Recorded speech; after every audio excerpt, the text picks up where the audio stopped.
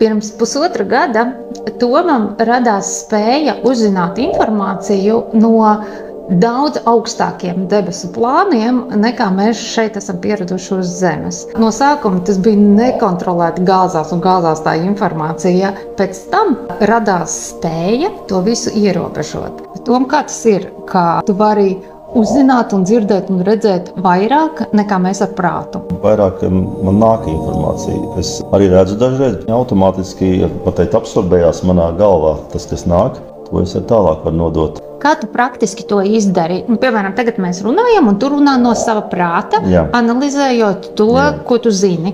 Bet tad pēkšņi mēs nolēmjam, ka tu ieies kanālā, iestājās klusums, pauze, un tu kaut ko sadari. Ko tu sadari? Pilnībā abstrakējos, var teikt, no apkārtējās vides, kas ir.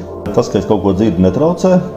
Un tad caur savu, var teikt, trešo aci izēju tā kā plašumos, tā var teikt. Bet tas tepatās vien esmu, bet tas veido to lauku, kas riņķī mums viss ir.